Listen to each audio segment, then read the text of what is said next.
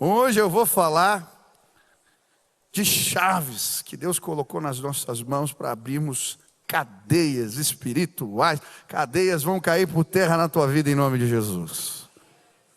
Atos 12 diz assim: nessa ocasião, o rei Herodes prendeu alguns que pertenciam à igreja com a intenção de maltratá-los e mandou matar a espada Tiago, irmão de João. Vendo que isso agradava aos judeus, prosseguiu, prendendo também Pedro durante a festa dos pães sem fermento. Tendo prendido, lançou-o no cárcere, entregando para ser guardado por 4 escoltas de 4 soldados cada uma. Herodes pretendia submetê-lo ao julgamento público depois da Páscoa. Pedro então ficou detido na prisão, mas a igreja orava intensamente a Deus por ele. Na noite anterior ao dia em que Herodes iria submetê-lo a julgamento, Pedro estava dormindo entre 2 soldados, preso com 2 algemas, e sentinelas montavam guarda à entrada do cárcere. Repentinamente apareceu um anjo do Senhor, e uma luz brilhou na cela, e tocou no lado de Pedro e o acordou. Depressa, levante-se, disse ele. Então as algemas caíram dos punhos de Pedro. O anjo lhe disse: vista-se e calce as sandálias. E Pedro assim fez. Disse-lhe ainda o anjo: põe a capa e siga-me. E saindo Pedro o seguiu, não sabendo que era real o que se fazia por meio do anjo. Tudo lhe parecia uma visão. Passaram a primeira e a segunda guarda, e chegando ao portão de ferro que dava para a cidade, este se abriu por si mesmo para eles, e passaram, tendo saído, caminharam ao longo de uma rua, e de repente o anjo o deixou. Então Pedro caiu em si e disse: agora sei, sem nenhuma dúvida, que o Senhor enviou o seu anjo, e me libertou das mãos de Herodes, e de tudo o que o povo judeu esperava. Levante suas mãos em sinal de rendição total a Jesus. Vamos fazer essa declaração de fé juntos. Repita assim comigo: Senhor Jesus, eu marquei um encontro contigo esta manhã. Senhor Jesus, eu abro o meu coração para receber tudo aquilo que o Senhor tem para a minha vida. Fala comigo agora, em nome de Jesus. Amém, amém. O tema central desse texto é o poder de Deus para libertar. Quantos creem que Deus tem poder para libertar, para salvar? Existe uma palavra que é chave aqui, e ela se encontra no versículo 11, que é a palavra libertou, ou libertação. E é interessante porque essa palavra no grego, exiliato, ela vem da palavra hebraica exílio. E ela significa saída, libertação, resgate. Essa é a ideia por detrás desse texto. É muito interessante porque Pedro é preso durante a festa dos pães asmos. Que festa era essa?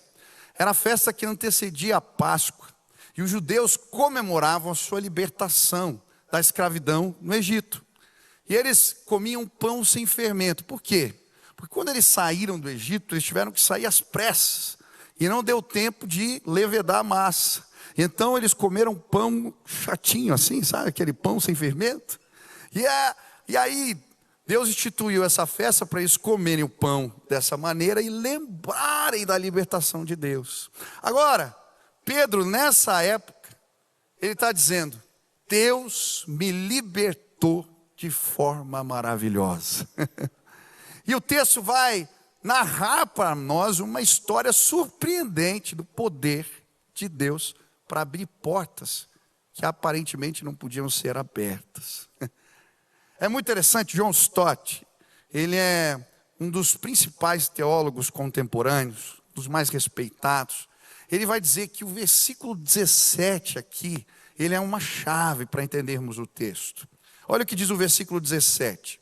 Mas ele, fazendo-lhe sinal para que se calasse, descreveu como o Senhor o havia tirado da prisão e disse: contem isso a Tiago e aos irmãos.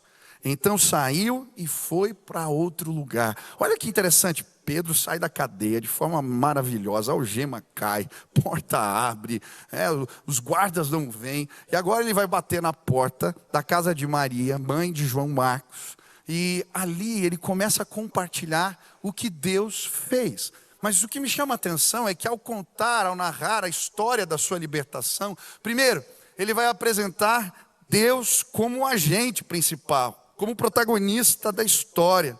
Ele vai dizer, contou-lhes como o Senhor lhe tirara da prisão. Quem liberta é Deus, quem salva é o Senhor. Ele é Deus Todo-Poderoso, Ele está sentado sobre o trono, Ele é quem nos liberta. Quantos creem nisso? Segundo lugar, eu acho interessante porque ele compartilha a história da sua libertação. Ele não apenas compartilha, mas manda compartilhar. Contem o que Deus fez para Tiago. Que Tiago é esse? O Tiago aqui é o irmão de Jesus. Porque o Tiago, discípulo, já tinha morrido. O texto fala lá no começo. É interessante porque o Tiago, irmão de Jesus, não acreditava que Jesus era o Messias. Mas em Coríntios, a Bíblia vai dizer que o Cristo ressurreto aparece para o irmão. e ele, diante desse encontro, se converte. E agora, Pedro está falando, conta para Tiago, para os outros discípulos, o que Deus fez. Sabe por quê? Quantos aqui já viveram uma história de libertação de Deus? Um milagre do Senhor já alcançou, bateu na porta da sua casa. Quando a gente conta para os outros, isso fortalece a fé daqueles que caminham com a gente. Então ele fala, olha, a história da libertação de Deus da nossa vida, ela precisa ser anunciada, contada, e ela vai fortalecer outras pessoas, vão ouvir tua história e vão ser fortalecidas na fé. Amém? E depois que ele faz tudo isso, eu acho interessante porque Pedro sai de cena. O texto vai dizer assim, e saindo, partiu para outro lugar. Ele não era o herói, ele não era o protagonista. Quem liberta é o Senhor e a glória é dele. Quantos têm histórias para contar da libertação de Deus? Levantem as mãos. Agora repita comigo, toda glória pertence ao Senhor. É Ele quem liberta, é Ele quem salva, é Ele quem cura. Ele é o centro, amém?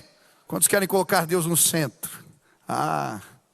Agora, quando eu estava estudando esse texto, pensando em portas que são difíceis de abrir, cadeias, eu lembrei da história da queda da Bastilha. Quem conhece a história da Bastilha?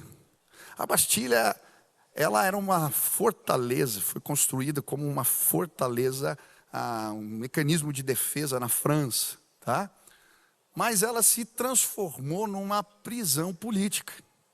Durante o governo de Luís XVI, ele começou, era um rei autoritário, e ele começou a colocar pessoas nessa fortaleza em prisão. Tá? E aquilo se transformou num símbolo da repressão daqueles dias.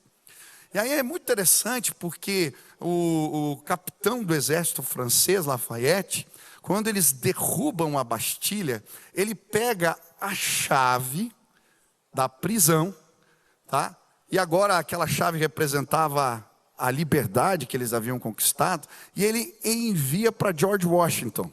George Washington havia inspirado aquele homem, tá? Foi o primeiro presidente americano, com as ideias de liberdade. E então, ele manda aquele presente como uma espécie de símbolo, dizendo que George Washington era o guardião da liberdade. Essa chave ele guardou, está lá, hoje é uma relíquia. E eu acho tão interessante porque muitas vezes na nossa vida o que representava prisão, depois que Deus nos liberta, se transforma em sinal da nossa libertação. Essa é a mensagem central do Evangelho. Por quê? A Bíblia diz que Jesus morreu, mas ressuscitou dentre os mortos. E lá em Apocalipse a Bíblia fala que Jesus ele tomou a chave da morte e do Hades, do inferno. Tá? A cruz, que era uma máquina de tortura, e foi onde Jesus foi crucificado, se tornou para nós o símbolo da nossa vitória. Por isso que na maioria das catedrais tem uma cruz. É por isso que tem tanta gente que carrega a cruz pendurada no peito. Por quê? O que antes representava a prisão se transformou no símbolo da nossa vitória. Quando Jesus entra na nossa vida, é exatamente isso que acontece. Ontem nós estávamos ouvindo o testemunho do Stephen, e eu achei tão bonito, porque ele mostrou a foto do casamento dele. E do lado estava o avô, a avó, o pai e a mãe. O avô dele, um homem de 2 metros de altura, assim. E ele contou, olha, o meu avô era um alcoólatra. E a família tinha medo dele. Mas quando ele encontrou Jesus, ele foi transformado. E por causa da transformação do meu avô, os meus pais se converteram, os netos se converteram e todos servem a Jesus. Aquilo que era a prisão daquele homem se transformou no símbolo da sua vitória. Sabe, é exatamente isso que Jesus faz com a gente. Se olhar aqui, você vai ver um monte de gente com um passado que você não imagina. Mas a gente olha e fala, Deus mudou, Deus transformou. Ah, quantos foram transformados? Quantos têm essa chave? Aleluia. Agora, à medida que eu ia lendo esse texto, eu fiquei pensando que a prisão, aonde Paulo foi cerrado, ela não era apenas uma prisão física. Ela representava também uma prisão espiritual. Como assim, pastor? Primeiro, ela era uma prisão espiritual porque ela representava uma ação deliberada de Satanás tentando impedir o avanço da obra missionária.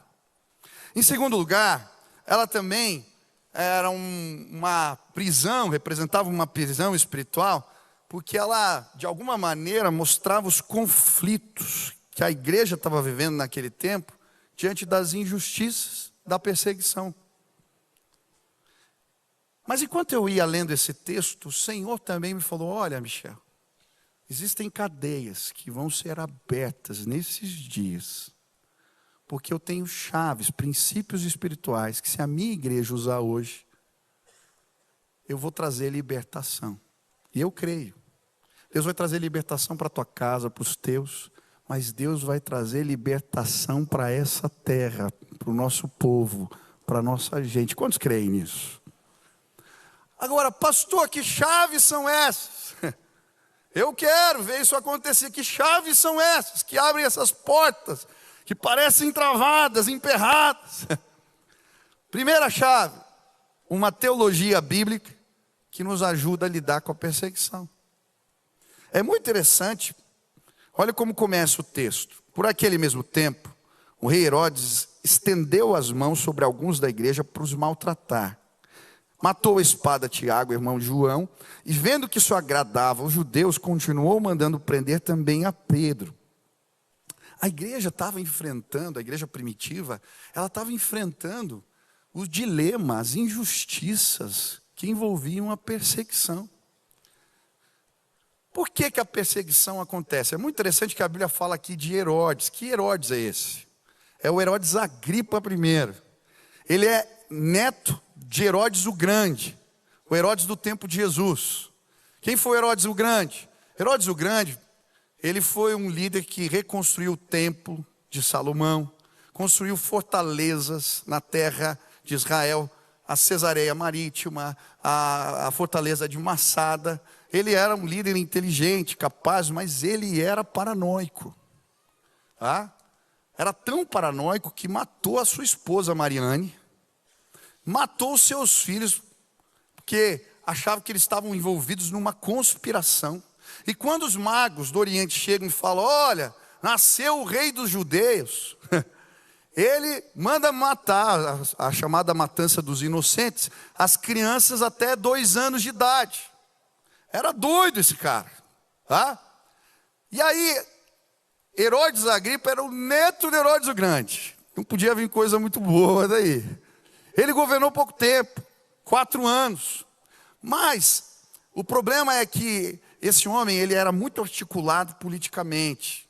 Ele era amigo, tá, de Calígula, de Cláudio. Ele tinha amigos no Império Romano, por isso o colocaram nessa posição, para cuidar desse governo na região da Palestina, de Israel. Só que ele tinha um problema, ele tinha uma rejeição por parte dos judeus naquela região. Por quê? Ele tinha uma ascendência por parte de mãe judaica, mas uma ascendência por parte de pai de edomitas. E uma parte dos judeus não gostavam dele, não aceitavam a sua liderança. Então o que ele faz para conseguir o favor dos judeus? Ele persegue a seita do caminho, dos cristãos. E aí, muitos começam a se agradar dele. Ele mata Tiago, vê que isso está ajudando ele politicamente, e aí ele resolve fazer o mesmo, encerrar Pedro na cadeia, e ele ia matá-lo, executá-lo, quando acabasse a festa dos pães asmos. Muitas vezes, a perseguição ela se estabelece por interesses outros que não tem nada a ver com a religião. Tem a ver com um projeto de poder, política e assim por diante. E era esse conflito que a igreja estava vivendo. Só que a grande diferença da igreja primitiva para nós hoje é que ela tinha sido preparada biblicamente por Jesus para lidar com a realidade da perseguição. E eu entendo que a maioria de nós hoje gosta de ouvir palavras que aquecem o coração. Gostam de ouvir palavras, Deus é bom, é amoroso. E é tudo isso, é verdade. Mas não sabe nada que a Bíblia fala sobre a realidade do crente e a perseguição. Hoje eu quero te apresentar o que a Bíblia fala sobre isso. Quem quer aprender um pouquinho mais? Primeira coisa que eu aprendo, olha o que a Bíblia vai falar sobre a perseguição e o cristão, o crente. Primeiro, a perseguição para o crente ela é inevitável. Como assim, pastor? Diga para o irmão que está do seu lado. É inevitável, não tem jeito. Você vai ser perseguido. Aonde que está isso na Bíblia? João 15, versículo 20.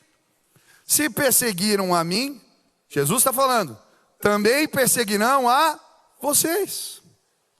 Mateus 10, 22. E vocês serão odiados de todos por causa do meu nome. Jesus está dizendo, vocês vão ser perseguidos. Eu lembro que as coisas mudaram, hoje no país são quase 30% de evangélicos. Mas quando eu era criança, eu era o único crente na sala de aula. E eu lembro, quando eu contei para o meu amigo que eu era crente, é que hoje o pessoal fala assim, eu sou protestante, eu sou evangélico, eu sou crente, né? Não, eu sou crente mesmo, tá? Eu sou crente. Eu lembro que o amigo olhou para mim e falou assim, sua mãe deve ser ignorante. Aí ele complementou, ela se depila? Tem televisão na sua casa? Porque de alguma maneira, dizer naquela época que você era crente, significava ser ignorante. Quem já viveu alguma coisa parecida? A Bíblia está dizendo, vocês vão ser perseguidos. Mas, além de dizer que é inevitável, a Bíblia vai dizer que a perseguição, ela é uma resposta do mundo aos nossos posicionamentos em fidelidade ao Senhor. Olha o que diz a palavra em João 15, no versículo 18 e 19. Se o mundo os odeia, saibam que antes de vocês me odiou. Se vocês fossem do mundo, ele os amaria como sendo dele. Todavia vocês não são do mundo, por isso o mundo os odeia. Pastor, como assim a gente não é do mundo? Que mundo que Deus estava, que a Bíblia está falando aqui? O mundo não é o planeta, ele é um sistema de valores cuja inteligência por trás dele é satânica. Ela é contrária aos valores da palavra de Deus. Então como é que a perseguição vai vir? Quando eu me posiciono em relação a um valor, a um princípio bíblico, muitas pessoas não vão entender, é isso que a Bíblia está dizendo, Jesus estava dizendo. Olha que tremendo, 2 Timóteo 3,12. Todos os que querem viver piedosamente em Cristo serão perseguidos. Se não, ninguém tem alguma coisa errada. Essa é uma realidade. Quando você se posiciona em relação aos seus valores, muitas pessoas não vão te entender. Eu lembro que depois, já na adolescência, eu comecei a participar dos torneios de vôlei. Eu viajava só com piá, só com homem, né? Para jogar os torneios. Eu era o único crente do time. Aí quando eu me posicionava em relação, eu vou me guardar para o casamento. Meu Deus! Eu não via pornografia, eu não saía para as festas, eu não bebia. Eu ouvi de tudo que você pode imaginar. Você não é homem. Eu vou usar aqui para falar mais brando que me diziam.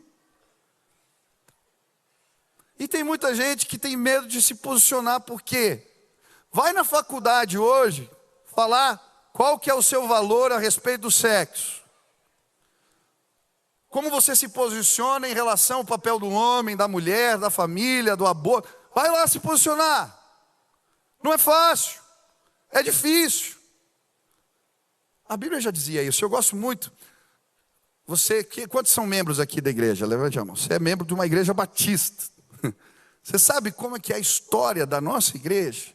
Da igreja batista? A igreja batista foi fundada em 1609.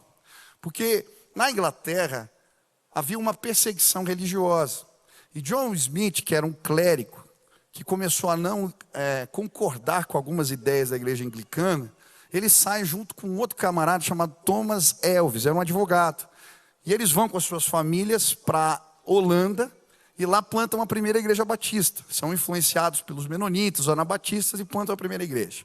Passado um tempo, Thomas Elvis entende que ele tem que voltar para a Inglaterra e plantar uma igreja ali. E ele faz isso e escreve um manifesto, chamado um breve manifesto sobre o mistério da iniquidade. E ali ele faz um arrazoado, endereça para o rei James I, falando assim: olha, eu creio em alguns princípios bíblicos. Primeiro, a liberdade de religião, de crença. O Estado não pode ter poder sobre a alma das pessoas. Isso era uma coisa totalmente inovadora na época, tá? Ele escreve: separação entre igreja e Estado. Se a igreja está ligada ao Estado, ela se corrompe. As pessoas precisam sim, não pode ter uma religião só oficial que ela é imposta sobre os outros. Ele fala sobre o batismo, que ele tem que, não adianta eu impor sobre o meu filho, ele tem que ser uma experiência de fé voluntária, genuína dele. Ele escreve tudo isso e manda para o rei. O James, o rei, vê aquilo, acha uma afronta, coloca na cadeia. E ele morre na cadeia em 1616 por se posicionar em relação aos seus valores. Está na nossa história, no nosso DNA. Agora, se nós queremos abrir chaves que vão libertar as pessoas, nós precisamos nos posicionar. Amém? Quantos creem nisso? Não tem que ter medo. O que mais que a Bíblia fala sobre a perseguição? Que nós deveríamos enfrentar a perseguição com alegria. Com alegria, Bem-aventurados serão vocês, quando por minha causa os insultarem, os perseguirem, e levantarem todo tipo de calúnia contra vocês. Alegrem-se e regozijem-se, porque grande é a sua recompensa nos céus. Quem já foi insultado? Quem foi mal compreendido? Levanta a mão. Quem foi? Sua recompensa é grande diante do Senhor. Aleluia! Você pode aplaudir ao Senhor. O crente tem que olhar, não para agora. Atos 5 vai dizer, quando os discípulos recebem chibatadas, tá? Eles se ajuntam, e a Bíblia diz que eles se alegram, porque eles se encontraram dignos de serem humilhados por causa do nome do Senhor. Será que a gente se alegra quando passa por provações? Será? Olha o que mais a Bíblia fala. Quando nós formos perseguidos, a gente deveria enfrentar a perseguição com amor. Mateus 5,39. Eu, porém, lhes digo: não resistam aos perversos, mas se alguém lhe bater na face direita, ofereça-lhe também a outra. Amai os vossos inimigos e orai pelo que vos perseguem. Pastor, está ficando complicada essa mensagem. Eu vou confessar um pecado para vocês. Pastor, pode confessar pecado aqui assim, né? Eu fiquei ruim do coração, vocês sabem. Aí fiz uma cirurgia, colocaram uma mola aqui, um stentezinho, né? Aí eu tinha que ficar em casa um tempo me recuperando. E aí depois eu tirei férias para me recuperar bem e poder voltar bem, né, para o meu trabalho. E eu fiquei 30 dias em casa só vendo notícia. Meu Deus. Depois de 30 dias, o meu coração estava péssimo, tinha piorado. Porque eu ia vendo as injustiças, abuso de autoridade, cerceamento de liberdade, é tanta coisa, corrupção, descaso, INSS, meu Deus! E eu confesso, eu comecei a odiar algumas pessoas. Tinha uns que apareciam e falavam, esse cara... E eu comecei a armazenar aquilo no meu coração, e insultar, e ficar com raiva. Daí um dia eu estava orando, Deus falou assim para mim, teu coração não está bom. Eu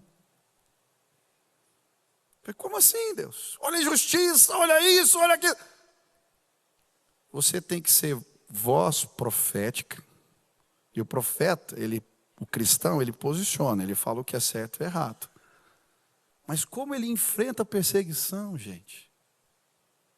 É dando outra face, é amando o outro. E aí eu falei, Deus, eu preciso que o Senhor me ajude. Porque eu quero passar aprovado. Sabe, nós estamos vivendo um tempo onde o inimigo tem tentado de todas as formas nos fazer nos perdermos. A igreja, ela não pode simplesmente defender os seus valores. Se ela se perder na forma, ela perde a autoridade. Eu vou continuar dizendo que o certo é certo e o errado é errado à luz da palavra. Mas eu preciso fazer do jeito que Jesus ensinou. Se eu desrespeito, se eu falo de um jeito indevido, se eu sou ácido, sabe o que acontece? Uma confusão se instala entre os meus. Daqui a pouco eu não falo com o filho mais, eu não falo com um amigo, eu não consigo conversar com ninguém. Por quê? Porque eu estou fazendo o que é certo, defendendo o que é certo do jeito errado. Para mim, uma das transformações sociais que mais me impactam é a história de Martin Luther King. Por quê? No processo contra a segregação racial nos Estados Unidos, ele se levantou dizendo que o racismo era pecado. E era um absurdo o que acontecia naqueles dias. Pessoas eram humilhadas, perseguidas. Mas eu acho interessante que haviam movimentos na época para lutar contra a segregação e movimentos armados, violentos. E aí o que Martin Luther King fala? Nós vamos lutar, vamos posicionar, mas a gente vai fazer isso do jeito de Deus, usando a não violência. Então eles iam para as passeatas e apanhavam, gente. Você ia pegar os filmes antes, você vai ver os caras apanhando, cachorro em cima, pegava aquelas mangueiras e judiavam o povo, colocavam lá dentro da cadeia. Mas eles faziam o quê? Não faziam nada. Eles não revidavam. E aí a mídia começa a mostrar aquilo e eles não param. E há uma sensibilização global em relação àquele tema. E cadeias caem por terra, espirituais, domínios satânicos caem por terra naquele tempo no meio daquela sociedade. Eu creio que existem principados e potestades que dominam áreas de influência na nossa terra.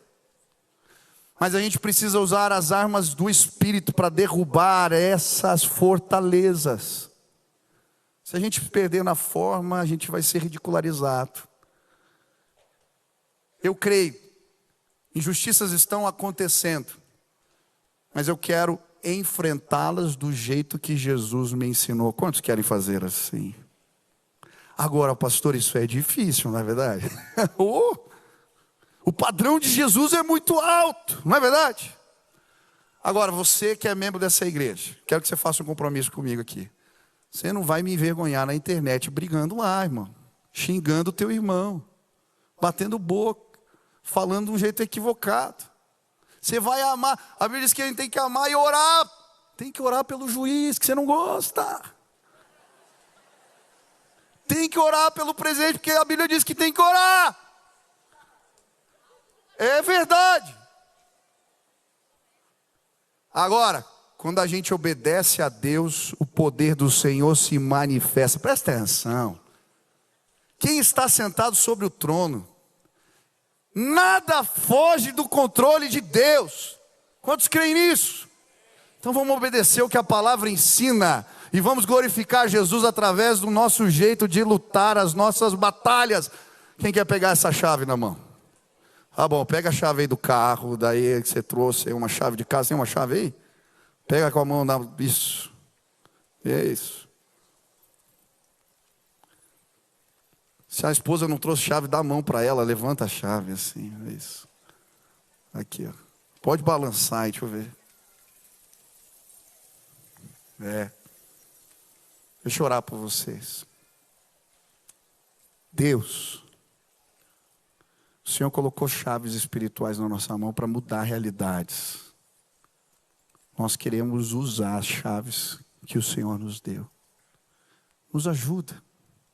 Porque quando somos feridos, machucados, quando as pessoas nos entendem, muitas vezes caímos na armadilha do diabo e queremos revidar na mesma moeda. Mas eu quero pedir em nome de Jesus, quero pedir para mim, Deus, me ajuda a passar pelas perseguições do jeito que Jesus fez e exaltando o nome dele acima de tudo. E eu quero pedir, eu creio, Deus, aquilo que não podemos fazer, faz o Senhor, e que cadeias caiam por terra nesses dias, em nome de Jesus. Amém? Pode aplaudir ao Senhor. Segunda chave, que abre portas de cadeias espirituais. A confiança na soberania de Deus e no seu poder. Olha que tremendo, eu acho muito interessante. Pedro está na prisão, tem um guarda de um lado, outro do outro, ele é algemado, 2 na porta. A Bíblia diz que eram turnos de 4 em 4, 16 soldados cuidando dele. Ele ia ser sentenciado à morte no dia seguinte. E aí a Bíblia diz que quando o anjo entra na cela, o que ele está fazendo? O que ele está fazendo? Dormindo. Como é que dá para dormir e descansar quando você está com a corda no pescoço? Como é possível fazer isso? Sabe, eu creio que podemos descansar sim, diante dos enfrentamentos, quando lembramos das experiências que já tivemos com Deus. Se você ler Atos 5, Pedro já tinha sido preso junto com os discípulos para pregar o evangelho. E aí o que acontece em Atos 5?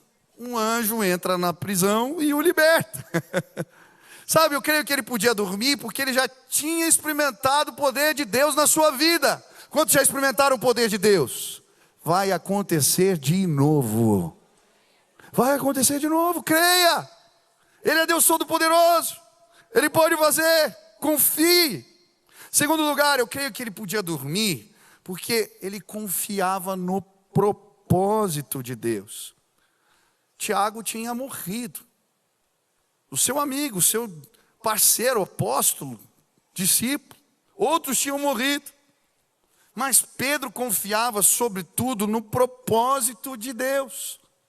Até as nossas dores, até as nossas algemas servem ao propósito de Deus. É por isso que o apóstolo Paulo, quando escreve a carta aos Filipenses, ele está preso e essa carta é chamada Carta da Alegria. E ele vai dizer: as minhas algemas contribuíram para o progresso da pregação do Evangelho. Quando eu confio em Deus, eu entendo que mesmo na injustiça e nas dores, Deus tem propósito. Às vezes eu não entendo eles, mas eu confio. Quantos querem dormir em paz aqui? Levantem as mãos. Existe um propósito de Deus soberano. Confia. Terceiro, eu creio que Pedro podia dormir porque ele cria na vontade de Deus revelada. É muito interessante porque o anjo vai o acordar, toca do lado e o desperta.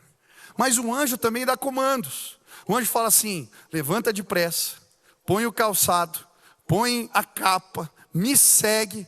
E quando ele obedece a palavra revelada de Deus, a vontade de Deus revelada, o que acontece? Quando ele vê, ele está fora da prisão. Quantos aqui confiam na vontade revelada de Deus? Ontem aqui, nós ouvimos um testemunho do Stephen Kendricks que me marcou. Ele falou assim: a pergunta mais importante que você tem que fazer, e ela vai mudar a tua vida se você fizer, é essa: o que Deus quer que eu faça? Porque se você responder essa pergunta corretamente, Deus vai te abençoar. E aí ele começou a contar como é que eles começaram a fazer filmes em obediência ao Senhor. Alguns filmes que todo mundo dizia que não ia dar certo, e eles obedeceram ao Senhor. Quem quer ser bem sucedido aqui? Obedece à vontade de Deus revelada. Ele mandou pôr a capa, você põe. Ele mandou pôr a sandália, você põe. E quando você faz isso, você vai ser surpreendido, porque portas vão se abrir sem você fazer nada. Você crê nisso? Quarto motivo que eu creio que ele podia dormir em paz, tranquilo, porque ele conhecia a Deus. Quantos conhecem a Deus?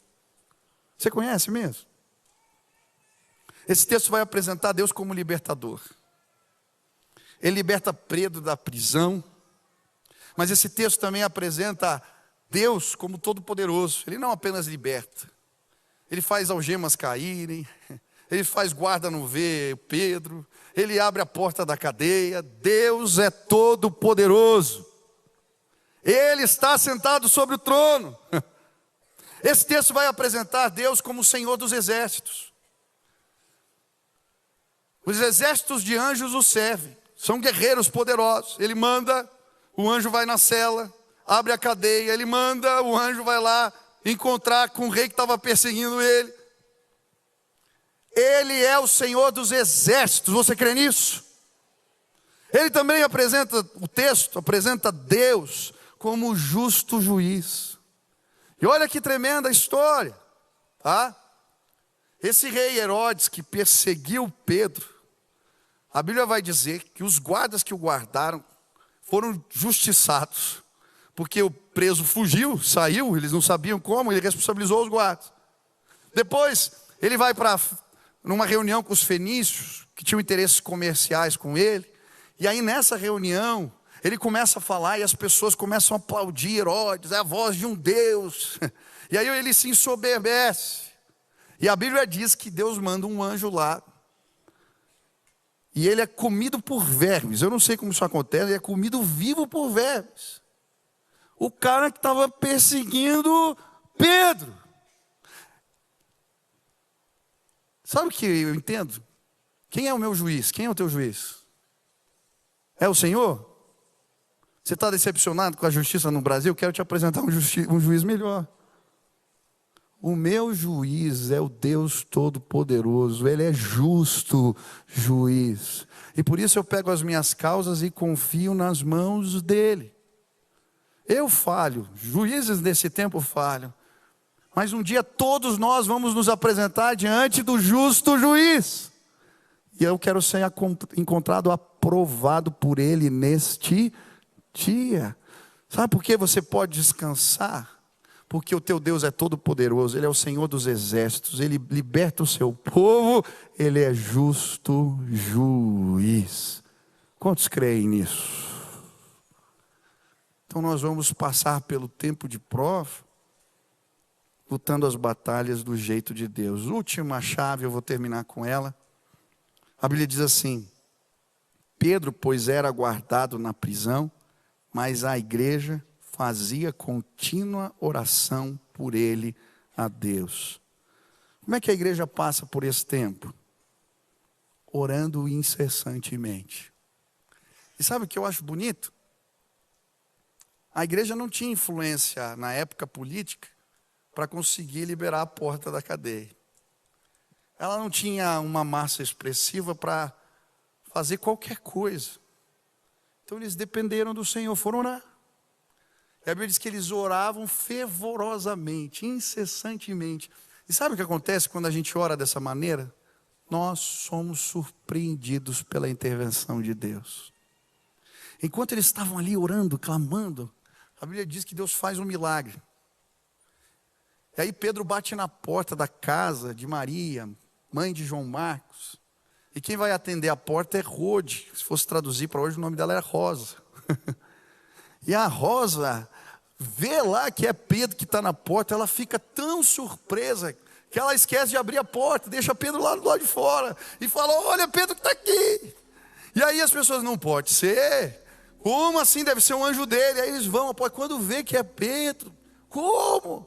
Sabe o que vai acontecer? Se nós começarmos a orar fervorosamente, seremos surpreendidos pela graça de Deus. Ele pode te libertar dos teus vícios, Ele pode libertar os teus filhos, Ele pode libertar a tua casa, Ele pode libertar a nação. Quantos creem nisso? Eu creio no poder da oração. Se nós orarmos, Deus vai sarar a nossa terra. A Bíblia vai dizer, você conhece o texto, se o meu povo, que se chama pelo meu nome, se humilhar e orar, e buscar a minha face, e se arrepender dos seus maus caminhos, eu os ouvirei do céu, perdoarei os seus pecados e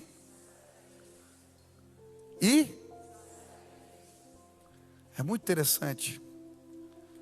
Deus aparece aqui, a palavra sarar, curar, rafá, quando ligado a Deus, muitas vezes significa na Bíblia, o médico das nações. É por isso que Deus cura as águas do Egito. Deus cura o Egito. As águas de Jericó, perdão. Deus cura o Egito. Deus cura Jerusalém. Ele cura lugares. Agora tem uma condição. Se o meu povo, é um ajuntamento do povo de Deus em oração. Se humilhar, a palavra humilhar é dobrar. O que é isso? É um reconhecimento da minha impotência. Não tem nada que eu possa fazer. Por isso eu me dobro. Se arrepender dos seus pecados é confessar os seus pecados e os pecados da nação. Se a gente fizer isso, Ele vai nos ouvir do céu, vai perdoar os nossos pecados. E Ele vai sarar a nossa terra. Eu creio que Deus está sentado sobre o trono. Quantos creem? Eu creio que Ele pode responder às nossas orações hoje. Eu quero ser voz profética, mas eu quero cuidar do meu rebanho. Por favor, não me façam passar vergonha. A gente fala o que é certo e errado, mas fazemos com amor. Quantos querem fazer isso? Você quer pedir ajuda de Deus para fazer isso? Eu preciso, já estou de pé aqui. Você quer fazer isso? Fica de pé no teu lugar.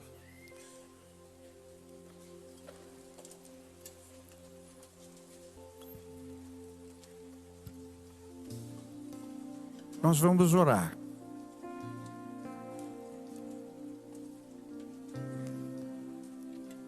Quem quer me ajudar a interceder aqui? Amém? Primeiro intercede por você. Põe a mão no teu coração e fala assim: Deus, guarda o meu coração.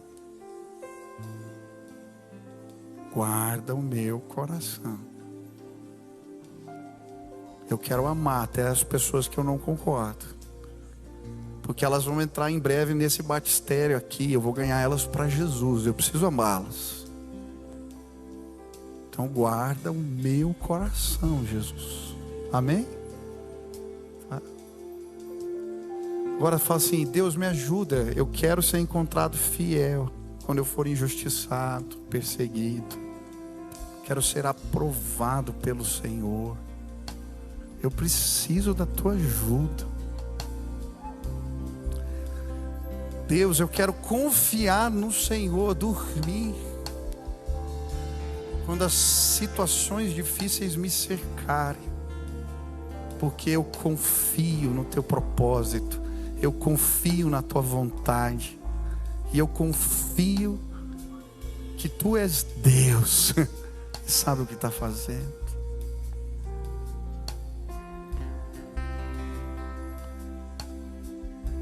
Mas agora nós vamos lutar. Cadeias vão cair por terra em nome de Jesus. Você crê nisso? Eu quero que você levante as mãos. Você pode virar para o lado que você quiser. E você vai declarar: Deus, abençoa a minha terra, cura a minha terra. Que principados, potestades caiam por terra. Que cadeias que dominam áreas de influência na sociedade hoje caiam por terra. Que cadeias que dominam, Deus, o meu entendimento, cadeias espirituais, na minha casa, no meio dos meus, da minha família, caiam por terra agora, em nome de Jesus. Comece a clamar, comece a orar, comece a lutar em oração.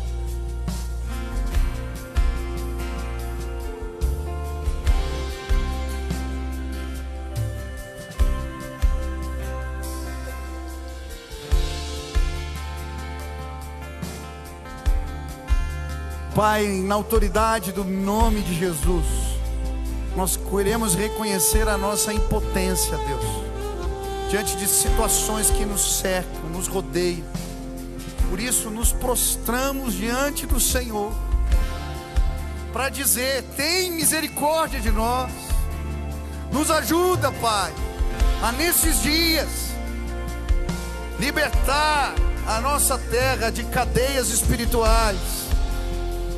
Mas para vencer batalhas espirituais, precisamos usar as armas do Espírito e não da carne, Pai. Por isso eu quero clamar: equipa o teu povo hoje aqui. Coloca as armas do Senhor nas mãos dos teus servos, e que eles possam sim ser voz profética, mas enfrentar com amor os desafios, se posicionarem. Eu quero pedir, Pai, na autoridade do nome de Jesus, que o Senhor possa estender as mãos sobre essa terra maravilhosa, o Brasil. Terra que mana leite e mel, terra de promessas, terra abençoada, Pai. Eu quero pedir que um grande despertamento espiritual se estabeleça no Brasil nos próximos dias.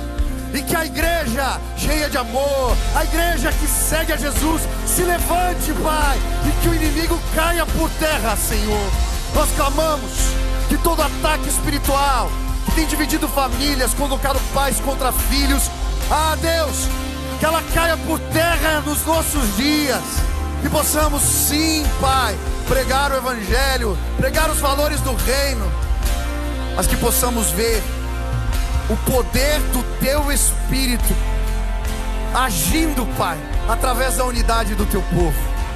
Nos dá graça, quebranta os nossos corações, nos enche do Espírito, sara a nossa terra, cura a nossa terra, abençoa o nosso povo, a nossa gente, as nossas empresas, os nossos negócios, as nossas famílias. Abençoa o fruto de nossas mãos, abençoa as nossas autoridades, Pai, que elas sejam constrangidas pelo Teu poder, que haja arrependimento, que o Teu poder entre nas salas de justiça da nossa terra, que o Teu poder entre nos tribunais dessa terra, que o Teu poder entre nas assembleias legislativas, que o Teu poder se estabeleça em cada área de influência desta terra. Há poder no nome de Jesus, há poder no nome de Jesus, há poder no sangue de Jesus. Eu quero pedir, Pai, que um movimento de oração comece aqui e se espalhe por todos os cantos dessa terra. Que a igreja nestes dias ore incessantemente, e que o Senhor seja exaltado entre nós. Que um santo temor tome conta do Teu povo. Faz assim, Pai, é no nome de Jesus que nós oramos. Amém, amém e amém. Aleluia.